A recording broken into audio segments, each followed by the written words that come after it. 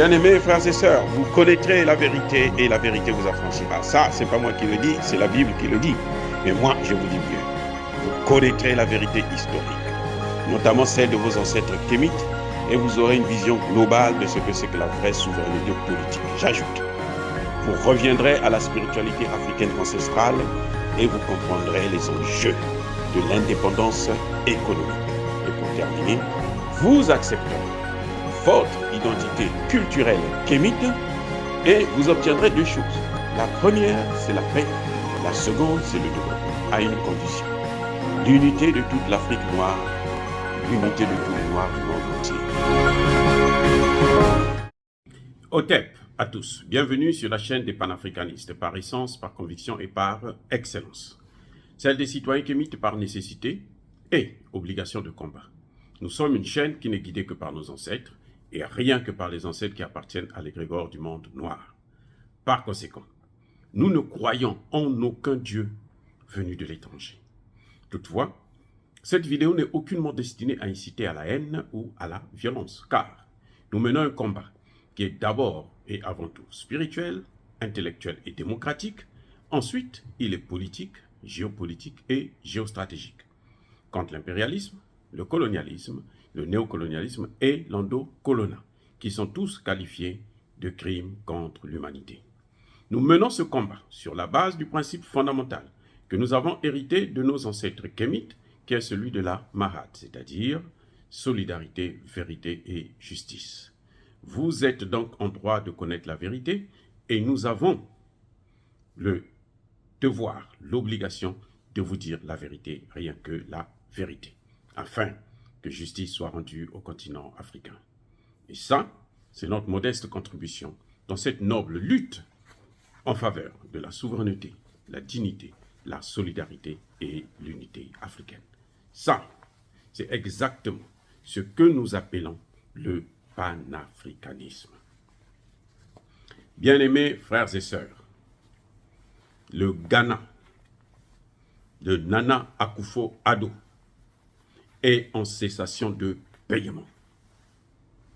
Le Ghana n'arrive plus à payer ses factures, ce que nous appelons ici des bills. Ceux qui vivent aux États-Unis ou qui vivent en Europe doivent connaître très bien le système de crédit. Vous demandez un crédit et puis on vous donne l'argent ou on vous donne un bien et vous allez rembourser chaque mois, vous donner une partie avec des intérêts. La dette africaine, là, Thomas Sankara l'avait déjà dit, elle ne prendra jamais fin tant que nous n'allons pas prendre nos responsabilités, tant que nous n'allons pas taper du poing sur la table, tant que nous n'allons pas décider de rompre avec le pillage de nos ressources, tant que nous n'allons pas nous faire respecter en tant qu'État, tant que nous n'allons pas fédérer, nous n'allons pas créer les États-Unis d'Afrique en créant un grand marché avec une monnaie commune. Tant que nous allons aller individuellement, croyez-moi, ça va se passer comme ça. Mais moi, je veux aborder pas l'aspect économique, je veux aborder l'aspect spirituel. Bien-aimés frères et sœurs, nous devrons nous préserver, nous garder de faire du mal à l'autre, surtout lorsqu'ils ne vous ont rien fait. Le Ghana est en train de payer le prix de son comportement, de sa complicité, dans la destruction, dans la déstabilisation des autres pays africains. Je vous ai déjà dit ici, dans une de mes vidéos, que le Mali que vous voyez là aujourd'hui a soutenu la rébellion de Ouattara et Guillaume Soro. Eh oui, les dirigeants maliens ont soutenu la rébellion de Ouattara et Guillaume Soro. Et beaucoup de Maliens, surtout ceux qui vivaient en Côte d'Ivoire à l'époque de Laurent Gbagbo, ont soutenu Alassane Ouattara. Pareil pour le Burkina Faso. Le Burkina Faso, c'est encore pire, puisque le Burkina Faso, c'est le pays qui a formé militairement les rebelles. Guillaume Soro est capable de vous en dire beaucoup plus, parce qu'il connaît très bien ce dossier, puisque c'est un rebelle qui a tué pas mal d'Ivoiriens. Et quelques années plus tard, qu'est-ce qui se passe? On a vu. Le même Alassane Ouattara qu'ils ont soutenu, qu'ils ont amené au pouvoir, c'est lui qui est en train de déstabiliser ces pays pour le compte de la France. Et oui, le même Ouattara que vous avez soutenu. Voilà.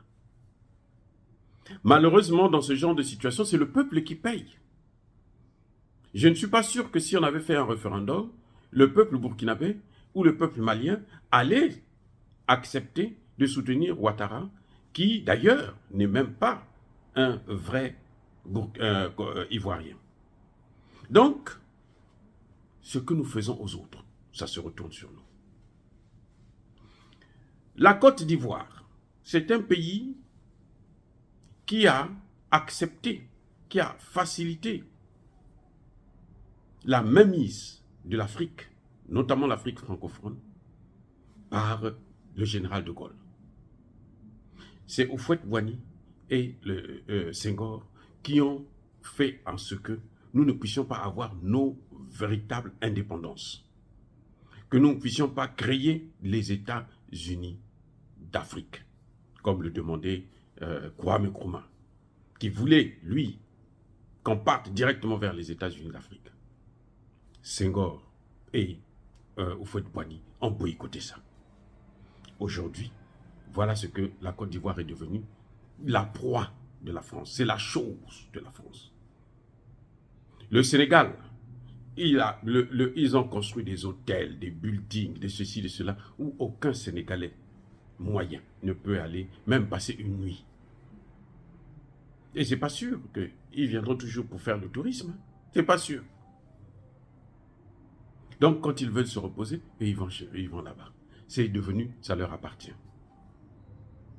On a vu le Ghana, il y a quelques années, il y a plutôt quelques mois. Le président Nana Akufo était le président de la CEDEAO. Ils ont pris des sanctions terribles, des sanctions inhumaines, des sanctions illégales et illégitimes contre le Mali. On a voulu asphyxier le pays, le Mali. On a voulu tordre le cou à tout un pays. Le Mali, le voilà qui est toujours debout. Le Mali, malgré les sanctions, le Mali a pu payer ses dettes. Le Mali n'a jamais été en cessation de paiement, malgré les sanctions. De Nana Akufo-Addo, de Alassane Ouattara et de leur équipe. Vous voyez, aujourd'hui, Nana Akufo lui-même est dans des problèmes. Il a détruit l'économie de son pays. Il est allé, quand il est allé à Washington, il est allé flatter 3 milliards de dollars parce qu'il voulait relancer son économie. C'est pour ça que vous l'avez vu délirer, s'attaquer au Burkina Faso, aller chez Blinken pour dire à Blinken que non, voilà, et les Burkinabés, au nord, là, il y a déjà, au sud du Burkina, il y a Wagner qui est en train d'exploiter les matières premières à la frontière du côté du Burkina Faso. Où est son problème? De quoi je me mêle? Tout ça pour qu'on lui donne un peu d'argent et puis il va venir faire sa foire au Ghana. Entre-temps, il oublie qu'au Ghana, il ne se passe plus une semaine sans que les gens puissent manifester contre lui. Les gens demandent son départ, carrément, purement et simplement. On demande sa démission, qu'il quitte le pouvoir. On ne veut plus de lui. Il va aggraver la situation pour aller attaquer.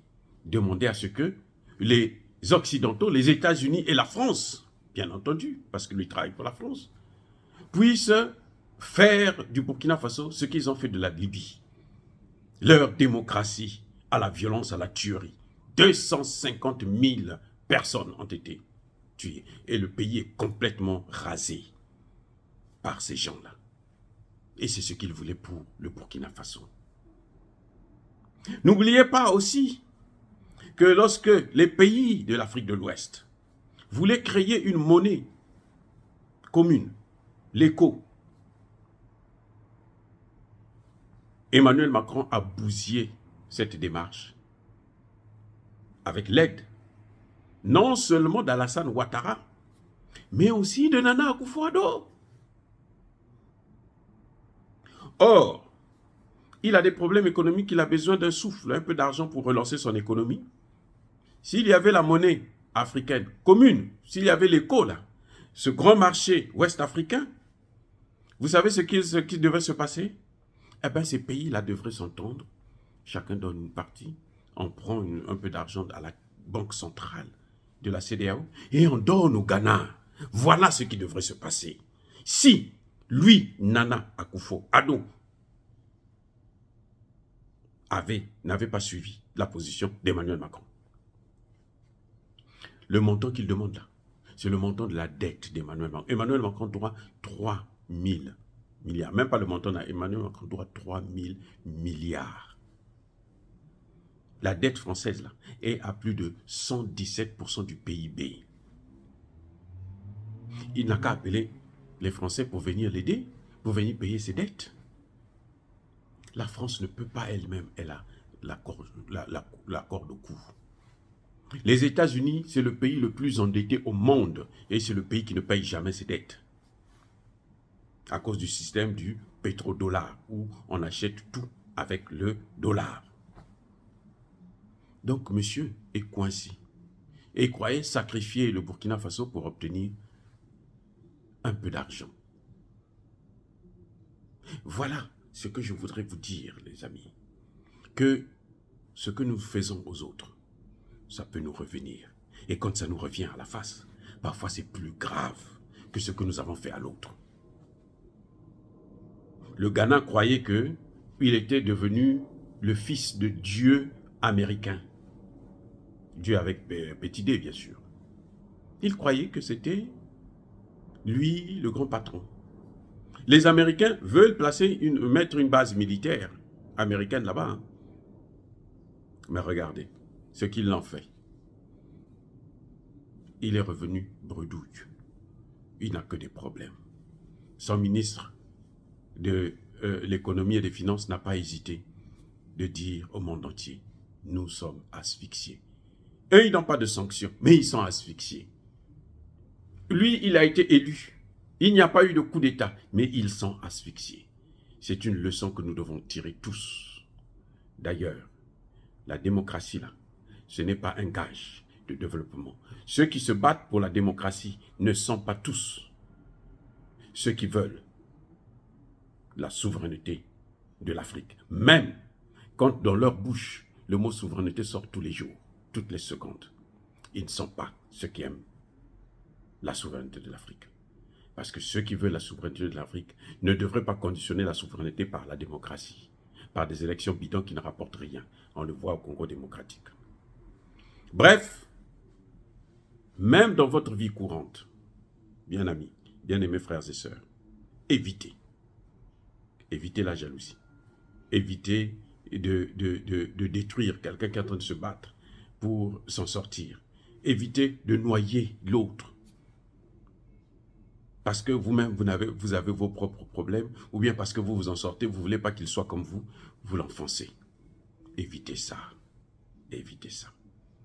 Spirituellement parlant, le Ghana est en train de payer le prix de sa trahison, de sa haute trahison, contre le peuple africain, contre l'Afrique et contre le peuple ghanéen lui-même. Monsieur Nana Akufo sort, il est venu par des élections, il va sortir par la fenêtre, humilié, chahuté.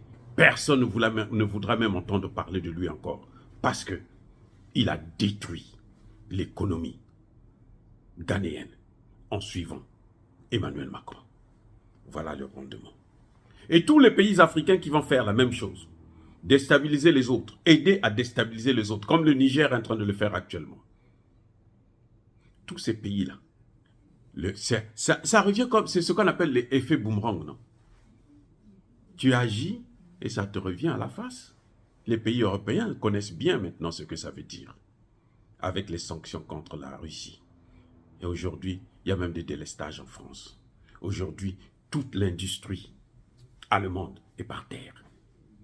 Oh, bien-aimés frères et sœurs, prenons vraiment le soin d'éviter de froisser des gens qui ne vous ont rien fait.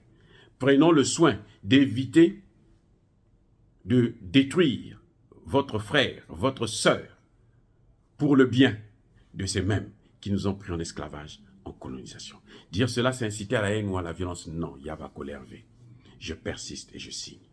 Soyez bénis, abondamment bénis par le Dieu de Kémit. Et que tous ceux qui persécutent le continent africain, les Africains, tous ceux qui déstabilisent nos pays et pillent nos matières premières, qu'ils soient noirs ou qu'ils soient blancs, que le Dieu de Kémit puisse les détruire, les foudroyer, les neutraliser, les maudire, les punir sévèrement, les écraser avec l'aide de nos ancêtres angélisés.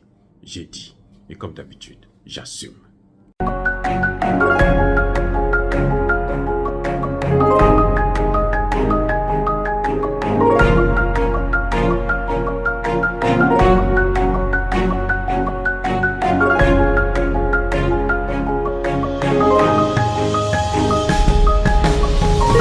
Eux, ils marchent par la foi et non par la vue.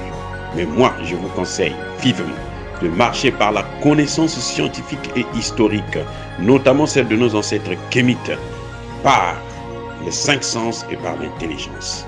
Abou Abia.